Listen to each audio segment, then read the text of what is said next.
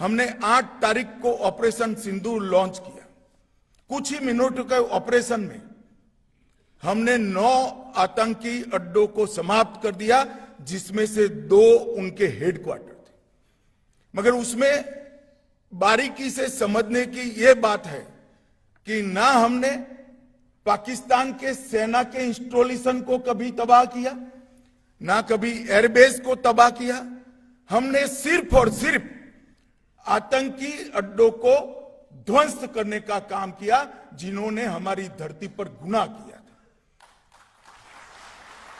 मैं फिर से एक बार कहना चाहूंगा, ना हमने सेना के हवा अड्डों को, स्थापनाओं को छुआ, ना उनके एयरबेस को छुआ। 8 तारीख को केवल और केवल पाकिस्तान में बसे जैसे मोहम्मद, हिजबुल मुजाहिदीन, लश्कर तैयबा और उनके हेडक्वार्टर, ट्रेनिंग कैंप और एक प्रकार से भारत में आतंकवादियों को घुसपैठ कराने के अड्डे को तबाह किया। हम मानते थे कि इतना इनफ है और हमने तो हमला आतंकवादियों पर किया था, मगर पाकिस्तान ने साबित कर दिया कि जो आतंकवाद यहां पर है वो पाक स्पॉन्सर है।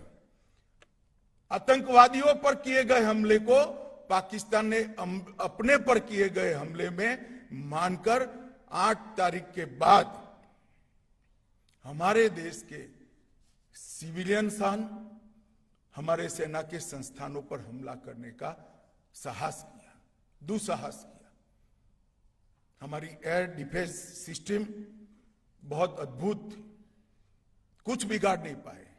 और जब पाकिस्तान की सेना ने हमारे सिविलियन स्थानों और हमारे सेना के स्थानों पर हमला किया, इसका प्रयास किया, 9 तारीख को भारतीय सेना ने उनके एयरबेस पर हमला कर एक प्रखर और कठोर जवाब देकर उनकी मारक क्षमता, हमारी मारक क्षमता का परिचय कराया और उनकी एयर डिफेंस सिस्टम को भी खोखला साबित करने का काम किया।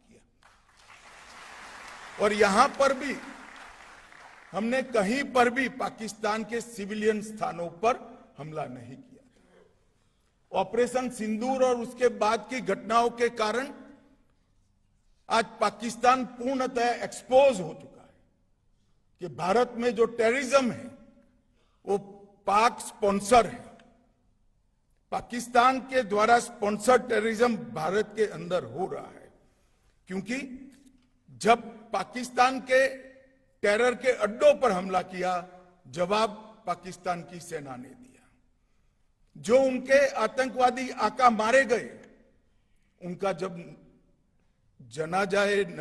नमाजे जनाजा जब हो रहा था, पूरी दुनिया ने देखा, पाक सेना के आला अफसर इनके कॉफिन को कंधा भी दे रहे थे और वहां नमाज पढ़ने के लिए उपस्थित थे। एक प्रकार से अब तक पाकिस्तान जो डिनाई कर रहा था, वो आज दुनिया के सामने ऑपरेशन सिंदूर के बाद पूर्णतया एक्सपोज हो चुका है कि भारत में टेररिज्म पाक स्पॉन्सर टेररिज्म है। इसमें अब दुनिया में किसी को शंका नहीं रही।